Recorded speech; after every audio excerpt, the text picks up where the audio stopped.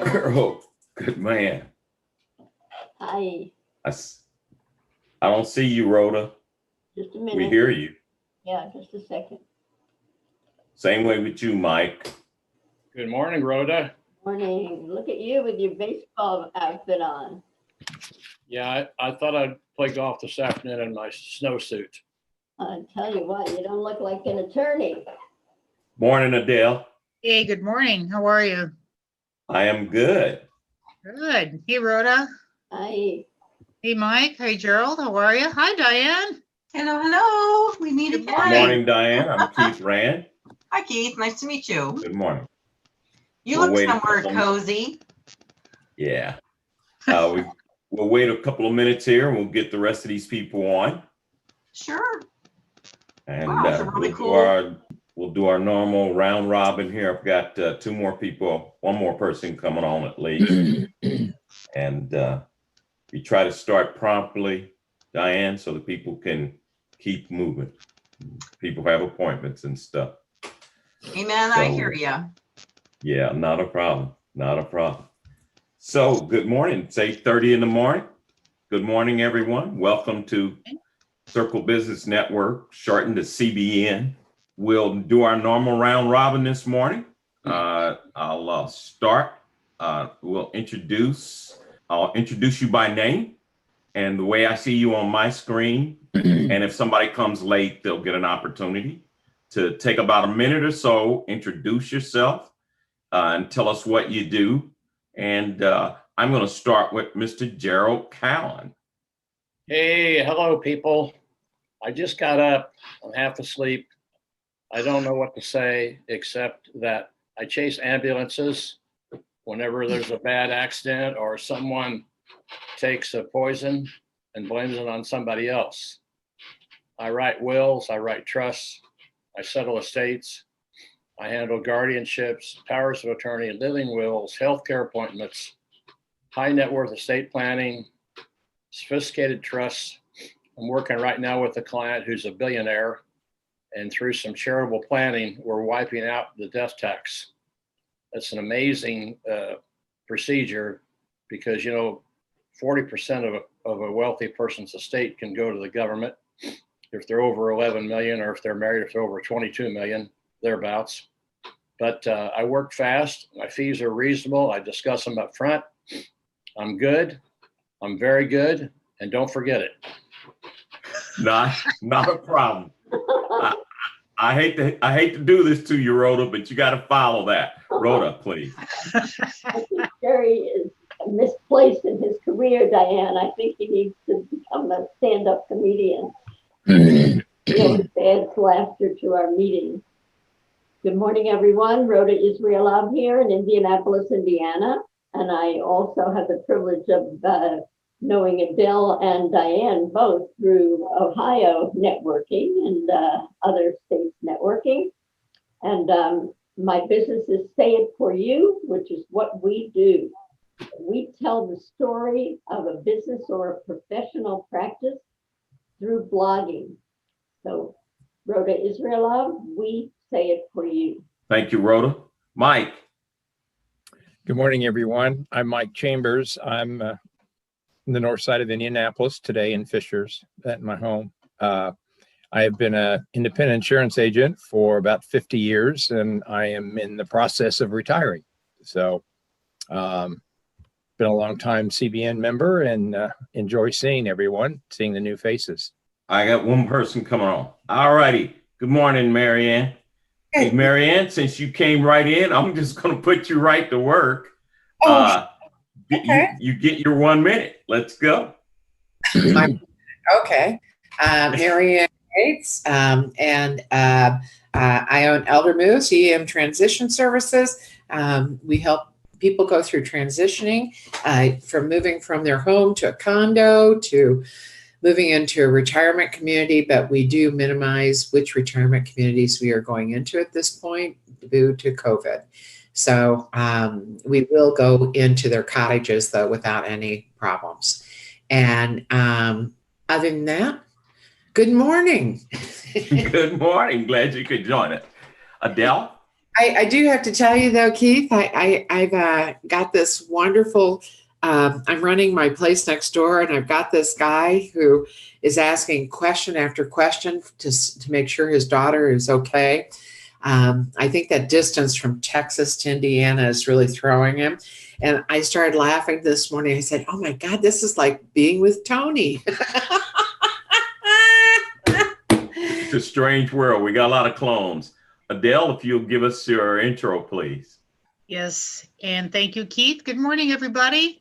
Adele Bush here, coming live from my home office in Hilliard, Ohio. Hilliard is a suburb of Columbus. And I have a small business. I do personalized, customized, and exclusive executive telephone outreach. We also do business research and prospect development to complement the calls that we make on behalf of our clients. And research has proven that the more you research before you place the call, you know who you're calling and why you're calling and what you're calling about, you have better results from your calls. And this is what we focus on. And this is what makes us different from a telemarketing company. We're all about business development and improving your footprint and helping you get the connections that you need in the companies that you want to do business with. Adele Bush, ASB Business Services, LLC. Thank you. Alex. My name is Alex Gray. I'm in Zionsville, Indiana, which is northwest of Indianapolis. And I own a company called Opine Interactive. We do website and email hosting. However, I am in the process of winding down that business now. Made that decision last week. Mainly just to focus, as most of you know, I'm pretty involved in investing, and I'm going to turn my focus to that. The business has kind of been winding down for a while now, and it was just time to move on and pull that trigger and focus on other things. So that's not a problem. Unlike Mike, I'm not retiring though. Okay, and my name is Keith Rand. I own a company called First Quality Printing here in Indianapolis, and I coordinate these events. I'm going to let Diane introduce herself later on when she's a speaker, but she will be our speaker for today. So normally what we do in these meetings is I like to start these meetings out by talking about something about your business and something that happened good this way. I like to focus on something that happened good. We can spend all day long crying about what happened bad. Let's talk about what happened good this week in your business. Somebody tell me something good this week in your business. Rhoda, you got to smile.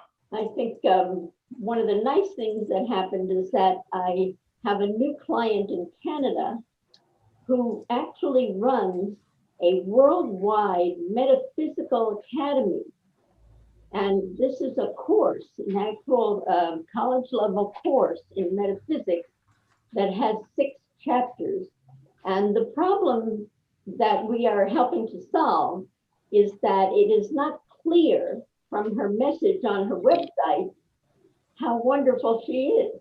And so our task is to make more engaging content so that readers who visit the site are encouraged to enlist in this year-long course, which is a very serious and deep delving manner. So it's a very interesting assignment, something that is in line with our one-of-a-kind things. And while I have the mic, if I may, Diane, I wanted to tell you that this group, Circle Business Network, actually started 40 years ago. So wow. I am one of the relics here, as Jerry would put it. He says, I'm the closest to being promoted. But it's been, more than half my life spent in this one networking group of friends. And so we are so much more than just a typical networking group. We really are a board of directors and a board of friends. Thank you. Oh, Thank you. Thanks for sharing that. That's amazing. No problem. Awesome. Tell me about your business and tell me something about your week that happened nice and positive.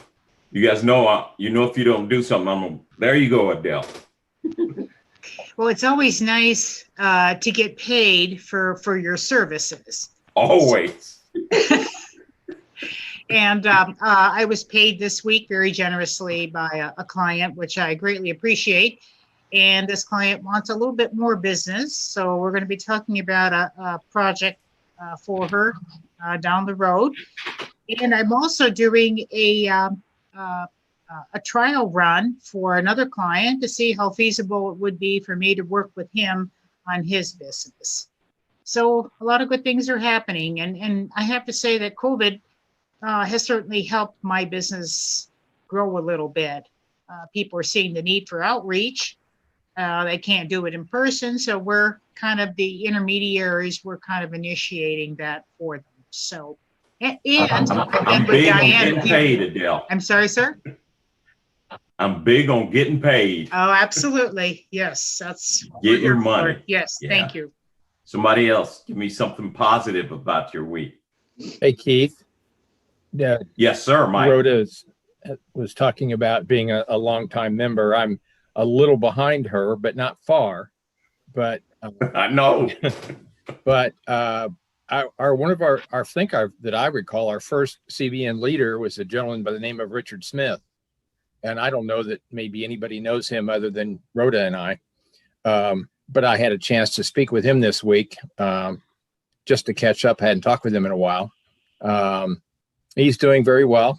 But that's kind of one of the things I like about my business is I get to talk to a lot of people. And so I've been, now that I'm kind of winding down, I've been, calling a lot of my clients and letting them know. And so I've had a chance this week to talk to several people, and Richard being one. And Richard's a very interesting, very challenging person to talk to. So, Well, we had Marianne here. We had, maybe I'm not muted. Okay. We had another response card. We've worked with this client once before. This is the second time the family has used us for a move, and we transitioned them, and they gave us a 10 rating across the board, and said that mom and dad walked in the room and said it looked like home, and which is what we wanted, So we've had all the pictures hung, their beds were made, we put up curtains, placed the furniture, used the ceramic planters that she wasn't supposed to bring, and did the whole thing. So it just looked wonderful, and it really made them feel good. Yeah. And the thing is about that kind of thing, getting that customer to give you that feedback, that's something that we all need to work on and negotiate. One, you want to know how well they're doing, but you also want to know that if they talk to somebody else, they say good things about you, because the number one way to get your company talked about is somebody talking about your company when you're not in the room. And so, that kind of, if they'll say those kind of positive things to you, hopefully they'll say one or two good things to somebody else. So that's a big deal to me. And it's the way I did, a lot of client work. When those opportunities come along, I always say, tell everybody, tell everybody. So it's a good deal. Yes, Marianne. I'll tell you, Keith, the one thing that I have found, I leave a response card at every situation, whether we're decorating, whether we're moving, whether I'm just doing a consulting, and we leave a response card. And I found that if people do that response card, they don't second guess their thoughts about us. It's like I've put it in writing, it's there, it's gold.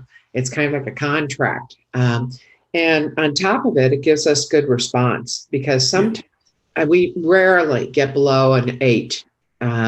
Sometimes we deal with, I always laugh, we'll deal with high professionals that are very expensively paid people. And inevitably, I can guarantee, and I tell the girls ahead of time, you will not get a 10 on this person. You will get a 9 or an 8, because they always want you to achieve more. That's just in their MO.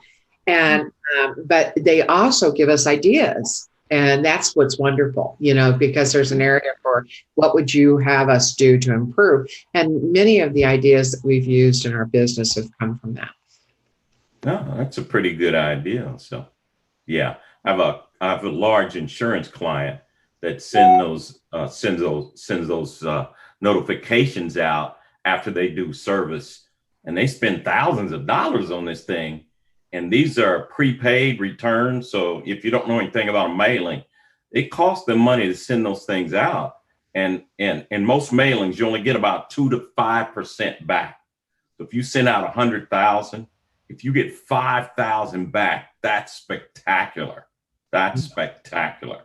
So, you know, that's a big business to get a response like that. So that's pretty good. Anybody else? Gerald, tell me something good about, please don't tell me about Diane or nothing like that, but something good about being in the business, man. I woke up this morning. Okay. That's all we need. That's good. Gerald, for those who don't know, Gerald is our resident interesting person, and he always tells us something very interesting. Unfortunately, he's in the back end of the life business and dealing with all of us doing what we should do, by planning and making sure that we relieve people of making decisions or make decisions the way we would want them to be made. So, but luckily he's kind of funny. So it's we're in okay good if you shape. refer. I'm sorry. Go ahead, Gerald. It's okay if you refer your wealthiest friends to me. What he really wants is anybody that's willing to pay him for his services, he will take them. So we're in good shape. Hey, I see I got one that joined us by phone here. Tony. It's PH. Oh, okay, PH2. Whoa, where he is, Tony? Take It's a a good minute, thing I'm Tony, and muted. introduce yourself, please. Go ahead. Tony Havocks with PH2. We do environmental health and safety consulting and forensic engineering. All righty, good. Glad you can join us there. You're nice and lit up, and your head's not sinking below. You're not using 2 computers today? I am. I just turned this down so you can see my pretty face for radio. I'm not going there. Not going today, there? so. Oh, no. Tony normally tells me he's got a face made for radio, so I'm not going to get into that today. So we'll keep. You're not this denying moving. it though. I'm not. I'm pretty good. Hey, just so we can keep this thing moving, we do have a speaker for next week, so I want to make sure that everybody knows that. I'll be sending out the calendar also. I know some of you have to leave a little early. What I'm going to do is I'm going to give our speaker time to come on. So Diane, you have the floor. If you'll just give us an introduction, tell us who you are, and then give us your topic for the morning, we will appreciate it. With that being said, it's now the Diane show. Well, thanks. I presume I am able to screen share. Yes, ma'am. All right, let me go ahead and. Let me make sure you can. Yeah, it said host disabled. You should be okay now. Okay, let me hit screen share. All right, and let's get to the appropriate presentation, right? There we go. It's all dialed up here. Okay, we good now? Yeah. Yes, we are good. All right, and I'm gonna move all you guys to the bottom so I can see. All right, well, great. Well, thanks for having me so much. Appreciate your patience with the technical difficulties that are challenging for us non-IT people. So the presentation today I'm presenting as one of my businesses, which is called Totally Exposed, and I call it the Red Pen Review. So I am assuming that you all have some form of a persuasive bio written in some way, shape, or form. So this presentation is more about how you go back and edit it and make sure it has the right components and do not. If you're starting from a blank canvas, it surely will give you some headway on what to include and what not to include. So again, kind of speaking that you already have one done along Life's Highway, which I'm sure most of you seasoned professionals do. So very quickly, what differentiates me from others, I'll call it in the marketing space. I like to share my secret success cocktail. So it's based on 3 ingredients, which is 1, my entrepreneurial experience. I have owned 9 businesses along life's highway, all different industries. My most successful one was my retail stores. I had footwear and apparel stores in 5 different states. I had 17 locations, and we did 4.5 million annually on the business to consumer side. And then B2B on the wholesale side, we did about 1.5 million. So it was a robust operation, to say the least, and a lot of moving parts. I've had 25 years of sales and marketing, whether I'm marketing my own businesses, other individuals. I mean, again, it's all about packaging. And last and certainly not least, my undeniable desire to put others first. I'm always thinking about what I can do for others instead of what others can do for me. That truly is my mindset at the onset of each day.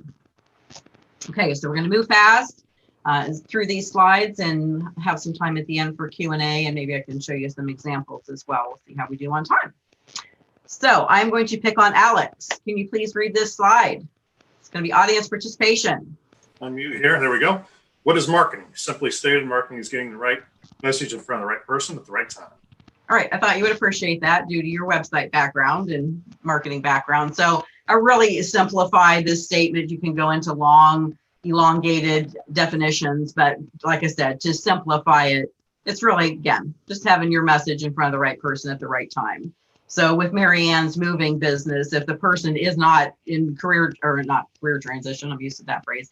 If a person's not, in transition or physically moving, she's not in front of them at the right time. So again, her magic is that she needs to be on top of mind when that person does make that decision to go ahead and move. So that's her challenge, is to be top of mind at the right time.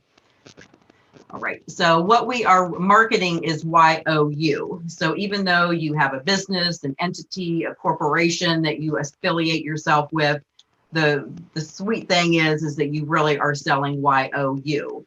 So you cannot keep yourself a secret. So that is the message of the banner behind me is, you can't keep yourself a secret. That's why her hand, my hand, whatever is in front of my mouth. It's like, you have to get out there and realize several of you are working on the other end of your business and you're pivoting to something else, which is great.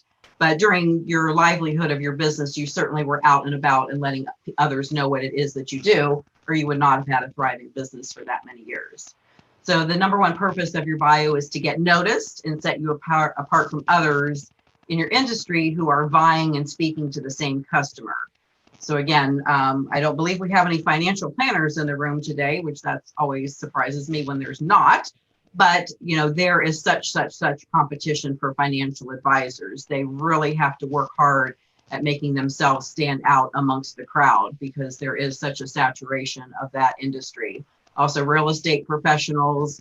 I think the latest number I heard in Columbus, there's about 8,000 real estate professionals. So, you have a lot of choices as the consumer on who you want to represent you in that home buying situation or selling situation. So the key challenge is to differentiate yourself from everybody else in that industry. So what is a persuasive bio? Well, it's a document intentionally crafted to persuade the reader to take action and get to know you further. So if you can also think of it as a warm introduction. So it's a document that, again, is going to be something you're going to lead your potential client or customer with to start to build a relationship and build a rapport so they get to know who you are as a human being and not only what it is that you do. And again, if it's written in a persuasive tone, they will take action at the end. They might email you, they might call you, connect with you on LinkedIn. They will take some action to say, hey, I see you and I'm interested in building a rapport and relationship with you. So again, this could be a potential client or customer, which, B2C in the world, or it could be a potential business customer, business partner, or referral partner. So those are 2 different audiences. So you either work B2B or you work B2C. You can do that exclusively, or you can have a business that talks to both. So I'll go back to the real estate professional for a moment. So obviously when they're buying or selling a home, that's B2C. If they're interested in working with a mortgage company, establishing a relationship with a title company, that's B2B. So what they offer to that mortgage professional or title company is different services than they're going to offer to the B2C. So it's helpful if you're trying to approach both worlds, both sides of the spectrum, that you have more than one bio so you can speak directly to the audience. And so as I'm saying, you always want to begin with the end in mind. So know what the document is trying to do, and it's easier to craft it from the onset, again, with intention and being purposeful. You know, what do you want them to do? Not just read it and go, so what? That isn't the reaction that you want from the reader. So why is this important? Because people buy based on 3 factors. First, it is desire. So they have to want what you are offering, not need it. And there is a difference. So they have to truly have buy-in and want what you have. So we all go to the grocery, right? And because we need food, we need groceries. But does that mean that we purchase the fruits and vegetables and the meat and all the good stuff? No, we buy what we want. So if we head down the snack aisle and grab goodies from that aisle. So again, it's just as simple as that. Everybody always buys what they want, not necessarily what they need. You all offer a service that individuals need. But again, it's just changing their desire over to want. And then emotion, everyone purchases on emotion. So they based on whether they like you, they trust you, they believe in you, those kind of phrases, those kinds of feelings. And again, this document helps you share those feelings and those sentiments on top of what it is that you do. And third, and certainly not least, they will validate with facts. So before someone does business with you, they're going to validate your facts and your credentials and make sure that you have the education/experience, wherewithal to do what it is that you've promised that you'll deliver in your service, in your products or services. So again, it's important to always know the hierarchy. Everyone always wants to put the third one first. Well, if I tell them all the great things that I do, they'll sign up with me, or they'll become a client or customer of mine. But no, that you've got to reverse it and really make them want what you have before you try to sell them on what it is. So a well-crafted persuasive bio will do the following. So these are your do's. So these are your 6 do's. The 6th one's on the next slide. So you're going to intertwine your background, your education, your work history, all in a narrative storytelling manner. So it's not just a laundry list of each of those parts of your life. You have to twirl it together, that, based on where you grew up. This is why you went to a certain school, or, based on the fact that you, had 2 jobs during high school in order to get you started to launch your college career. I mean, that little extra story you can tell about why you made a decision or why you move forward in a certain aspect of your life is the interesting part, is the narrative part that individuals will keep reading your story because it has that interest.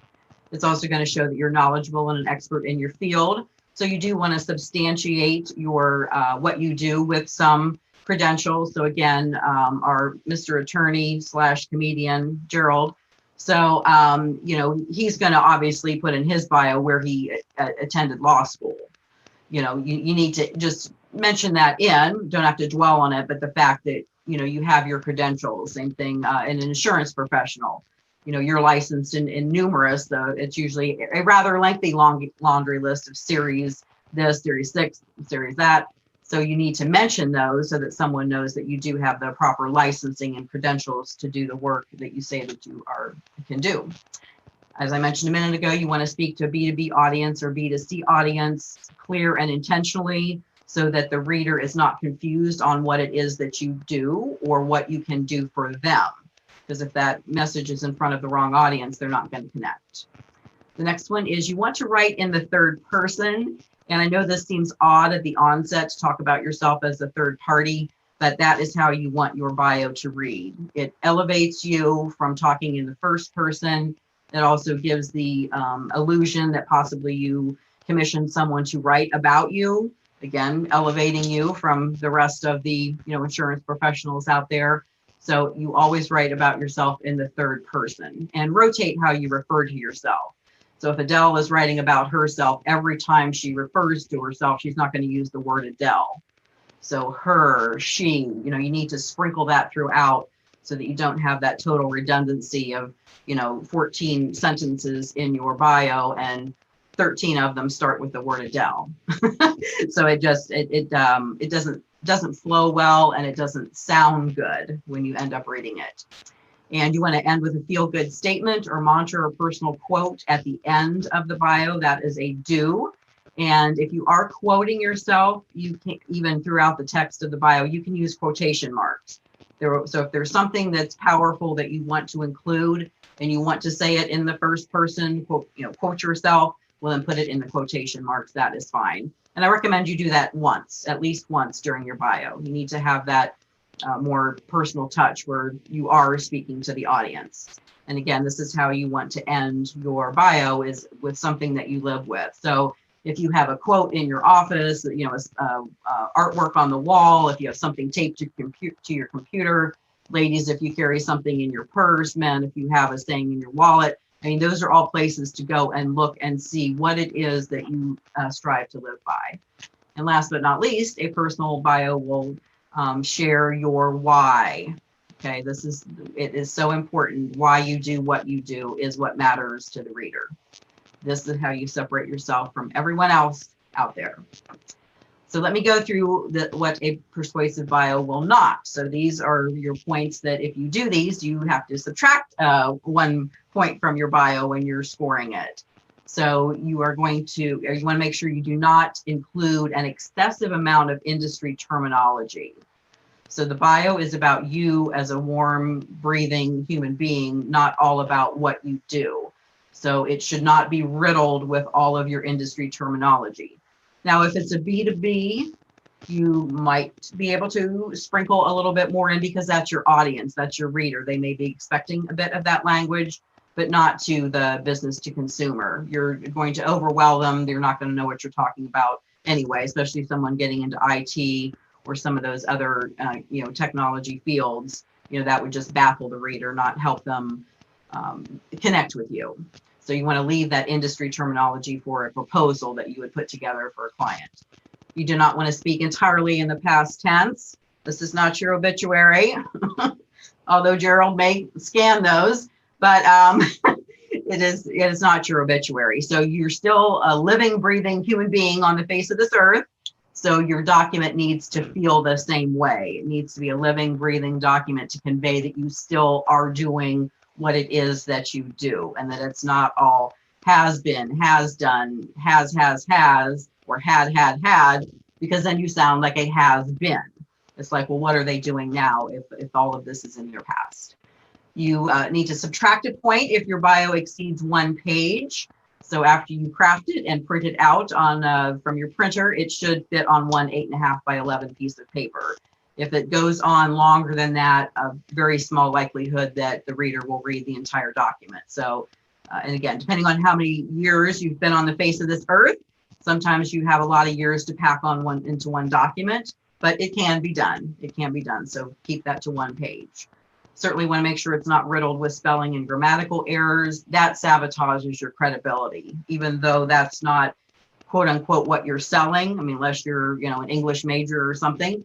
But it does sabotage your credibility in whatever profession you're in if the document is riddled with those kind of errors. And then you do not want to end with the classic cliche, Zachary resides in Westerville with his spouse, 3 kids, 2 dogs, and a picket fence. And I'm being a bit facetious, but I know you have all seen the bios that end that way. They have the person's name and, again, where they live and that they've got kids and so forth. And what that does is what they're trying to do is show the human side of that person in 1 sentence. So the document is very cold and insensitive all the way through. They get to the last sentence and think, okay, well, if I put this little bit of icing on this, it's going to change the context and the tone of the entire document, and it does not. So when you just have that at the end, if these things are important in your life, if your spouse is a business partner with you, or is your inspiration, something along those lines, you need to talk about your spouse up in the document. if you belong or participate in a nonprofit, if you give your time or monies to a nonprofit because it's something that one of your children suffer with, a disability or disease that your children suffer with, then that needs to be up in the document. That's your why. That's why you participate in this nonprofit. So again, you can see how you can sprinkle it into the document and just not have it as almost like, you know, a postscript at the bottom. All right, number 6, a persuasive bio will not contain the following 15 words. So you want to avoid this list when you write about yourself. And all of the words, if you look at the common thread between them, which certainly they're on the next slide, you'll show that they emulate a lack of confidence, that there's some tentative language and vague. So you want to stay away from the new and improved, right? Because everybody uses that phrase in marketing, new and improved. So there's ways you have to also do that with your own bio, is not use those words that are too commonplace. So I am going to pick on Mike real quick. Mike, would you please unmute your mic and read the left-hand column? Just, perhaps, very, maybe, could, quite, should, help. Thanks. And Marianne, how about the right-hand column? Literally, nearly, most or mostly, a lot, never, honestly, really. Yes, these are all words you want to avoid. So that is part of your red pen review. So once you get, into your drafting and editing stage, again, I'm not sharing the entire process with you today. It takes 90 minutes for that. But once you get through, to your editing stages, you do want to pull out a red pen and you want to circle those words that you have used in the context of your bio. Then your challenge is you can eliminate them. They don't need to be there. Or you can choose a word that means the same thing, but sounds more eloquent. So the word I always pick on is help. So that is so overrated. I help people. How many times have you heard someone say that as their first 3 words out of their mouth? Or on a document, it starts with I help people. So again, you're talking in the first person, you're using the word help. So that is not a very positive way to start off the bio. It needs to be more enriching and more engaging. So assist is a great word to substitute for the word help. And based on the context of the sentence, there's always a better word for the word help. You can actually put in what it is what that help is. Whether, again, it's moving people or, a solution for them. So there's a way to, like I said, utilize that context. So how do you know if your bio is ready to represent you? Because that's what it is doing. It's a written document that represents, again, why you do what you do and who you are. So you add 1 point for each of the do's that I went over, the 6 do's. You subtract 1 for each of the don't.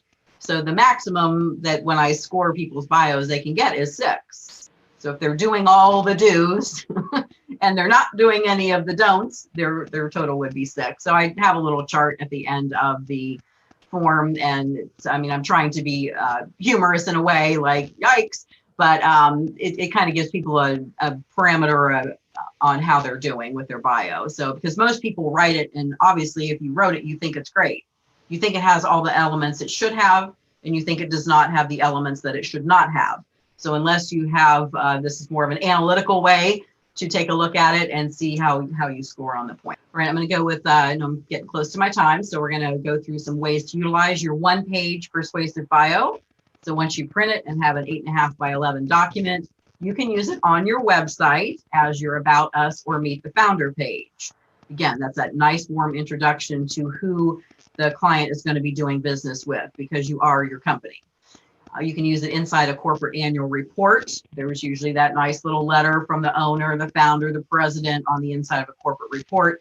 And again, it can be massaged there and utilized to be that nice warm introduction on how your corporation performed for the last year. You can use it within a request for proposal. So if someone says, I need an RFP for you, it gives you that substance to put in there when you talk about you and why you do what you do. An introduction page for a presentation or client proposal. So if you're actually putting together a proposal, and again, Marianne, I'm not sure if you do that. If you put a proposal in writing for your client, I'm sure you do, on what it's going to cost for all of your services. This would be a great icing on the cake to add to the proposal. So they get to know who you are, who they're going to be working with, because what you do is very personal for individuals. You're getting right in their lives. And you can also use it as a magazine article. So if a company would ever reach out to you, a publisher would ever reach out and want to do a story on you, you could certainly submit that and already have some of that work done, because it's already sharing in a narrative manner what it is that you do. So you also can create a synopsis version, which is your bio condensed down to 3 paragraphs. So again, if your initial bio is 6 paragraphs, you have some work to do to cut that down. So typically you start with the same opening, you start with the same closing, because both of those are strong. And then you take the information in the middle and you have to cut some of the storytelling out of it to get it down to 3 paragraphs. But you still should sound like the same person. You don't want to cut out so much that, again, it's a Jekyll and a Hyde. Is this even the same person? So some ways to use the shorter version is as your LinkedIn About Me summary. So there's that section on every LinkedIn profile, and several of them don't have anything at all, and others have something that's doing them a disservice instead of helping them out. You can use it within a trifold or bifold brochure. It can be one of the tries, can be part of the bifold brochure. If you're doing a digital newsletter, there's nothing wrong with doing either at the bottom, or I like it when it's down the right-hand side, like a narrow column of meeting the owner. That way it's on the first page of the newsletter and people can, again, get a feel for what you do and why you do what you do. You will be able to pull some key phrases out of your bio to utilize when you're introducing yourself. And it can be also read as your speaking engagement introduction. So you want to just reflect, what image are you trying to portray to a potential customer or client, on your online presence. And again, that's how we are doing business these days, not having the opportunity for face-to-face, which I miss tremendously. But since we're using the power of the pen to make that warm introduction for us, then we need to make sure that that's crafted with these 3 keys to success. Be relevant, be passionate, and be about others. So God gave each of you specific talents and abilities. So you need to tell the world what is unique about you and be yourself, because everyone else is taken. That's it. I didn't go over too badly there, Keith. So that's all my context. I think you did really, really well. And, this is really interesting and timely, at least for me, because I'm now starting to sit on some boards and they all want short little bios. They all, and like you said, and see some of them as we look at candidates, and they'll submit a 10-pager. And it's like, no, I'm not reading past that first page, buddy. So, I think your point about being focused, being specific, and especially for those of us who are transitioning, you may not think you need a bio anymore. But oddly enough, I've run into situations where, like, you're going to a board or somebody asks you for a news article, you are right on point. And I didn't have one, so I had to scramble to go get, because I've been self-employed, right? I didn't really care. But then I also ran into, I didn't care. Like, you don't have to like me. I'm making my money. But I also ran into 2 situations where the RFP required me to submit bios. These were for governmental contracts, and they wanted a bio. And so I had to write them up. So, it was just really, really timely. Next week, we got a speaker who's coming in and talking about LinkedIn. Boom. I tell you, and I've been slovenly about LinkedIn. I'm just lazy. And I've got to do better. And these are reason I was looking down. I'm taking little notes because I got to get that focused and well done. So it's real. I'm using LinkedIn to do research for businesses now. So that's the way it goes. Hey, I did have one question, and I'll throw it to the floor. It said, you said share your why. Share your why. Talk just a minute about that more. Share your why. So I'll ask, because that seemed like that was in a conflict to me with me spending so much time talking about me versus talking about what I do. And I'm always thinking, like, when I'm looking at a resume, I'm not really caring about this person that much. I want to know what they do. Well, So a resume is is a that what different. you're saying that with the A why? resume is a different ahead. document. So there's a persuasive bio, there's a cover letter, and there's a resume. So as my other okay, hat as the okay. career strategist, we focus on all three different documents. They all have a different purpose and a different strategy. So yeah, this is Okay. not a resume at all. This is again a warm introduction. So I'll just ask you, Keith, why are you a printer? Why are you in the printing business? I mean, I know to make money, so, but, so tell me, what floats your boat about being in the printing business? What did you say? So it beats digging coal, right? Yeah, I left the coal industry and got into the printing business. It's the funniest story. We were looking to buy a business. This one was 3 blocks away. I wish I had better reasoning, but the reason we stayed for 32 is that it's worked out well, and we've been a good provider, much like you. I found it was a good fit for me, and the ability to get out and meet people and provide a service and get paid for it. That's the reason. Okay. Well, in your bio, we would work on that a bit more. A lot. So as I say, I interview people for 90 minutes, and it's intense. Yeah. And I peel back the layers of the onion, and I'll get to your why. I mean, during that interview. So that needs polished a bit more, because that's not compelling. Oh, yeah. That's not compelling for me to want to do business with you. And I'm just being straight up. I'm a straight shooter. So how about somebody else on here? So okay, so Marianne, how about you? Well, I wanted to make a change, and I knew I wanted to work with people. The reality is I stopped at a garage sale. The woman sat down and started crying and told me her life story, and I offered to help. So I did not choose it. It was brought to me. Amen. Perfect. That's what needs to be, entwined in your story. It's a calling. That's perfect. Mm-hmm. But yeah, you just have to ask yourself that question. And one thing I have people ask sometimes is like, in their own self-reflection is like, well, I'm not sure, why I'm passionate about my business, or I don't know how to articulate that. And I say, well, ask yourself this question. If you no longer were an XYZ, what would you miss? So, we have a couple people here today that are doing that. So Alex, he's moving on from website design and some other things he mentioned into a different into investing. There's not enough compelling reason to make him stay with what he's doing. Anyway, you want to think about what would you miss if you no longer were? And if the answer is nothing, or it's not very compelling, then it is time to move on to something else. And that's why I have so many businesses. I can't give anything up. I would miss, if I no longer was the trade show doctor, if I no longer was the career strategist, if I no longer owned Synergy National, there would be huge voids in my life of what I would miss. So that's why I just pile them on top of each other.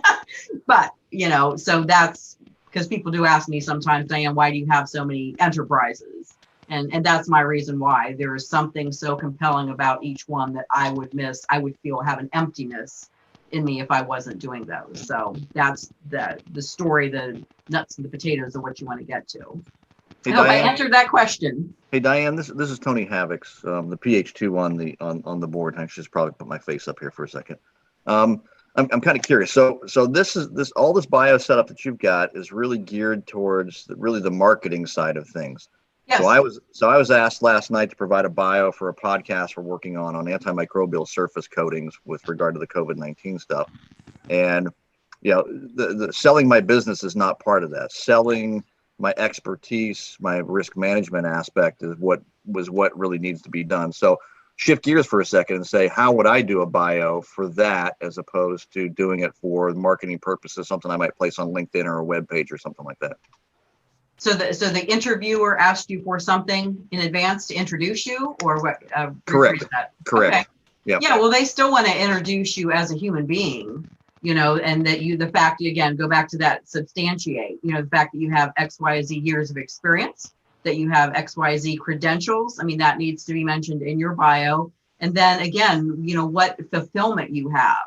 You're able to change the landscape of, business acquisitions, or I mean, whatever it is that you do. I'd have to dig in and get to your meat and potatoes a little bit more, but but whatever that is, that's a little bit more overarching of what you do instead of the whole nitty gritties of maybe doing a phase 1 or phase 2 assessment, whatever that you do. So you need to still have more powerful statements to get people to say, hey, I want to listen to this. This gentleman sounds awesome. He's knowledgeable. I like him. I trust him. I believe what he says. You have to go back to those 3 values that I mentioned, the desire, the emotion, and then the knowledge.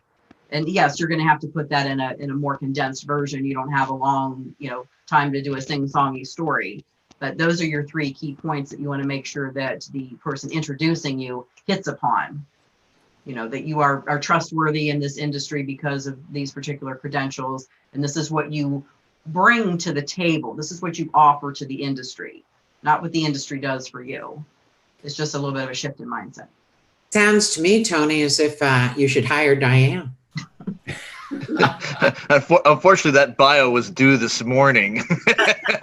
Well, I turn it around in 24 hours, just FYI. I mean, literally. So if I interview somebody at 4 o'clock on a Monday, they have it by 4 o'clock on Tuesday. I can't dibble dabble. I mean, it does my client a disservice if I would interview you on Monday and then wait 3 weeks to write about you. I mean, there would be just so much lost in translation per se. So I have to do a lot of bios. You have to do a bio for pretty much every abstract paper that you put in for presentations and the like, and I review them as well. Yeah, but it's always good to have a third person look at it and work through what do you want to actually put forth as a face on a particular topic. So it'll change by topic and by presentation, and even by which media type we're going to do. I mean, we're doing a webinar, it's going to be different than I'm doing something in person. Yes. But it's also good to have a third party, and now that I know you're available, you'll probably get a call from me every once in a while here. Sounds great. Rhoda? I wanted to say that I attended a network virtual meeting, and the question was posed, which quality is more important to you, or which quality is more important, trustworthiness and integrity or talent? And of all the people in that room, everybody immediately went to integrity and trust. And I brought forth the idea that before it matters to me whether I can trust you, I need to know whether you can do the job that I need done. So the credentials, in a way, are more important to me up front. And then once I've been drawn in to investigate further, that's when your integrity becomes important to me. If I'm not going to deal with you to begin with, because you can't do what I want done, then I don't care who you are. So how does that relate to what you were saying, Diane? Well, we're either analytically wired or wired a bit more socially.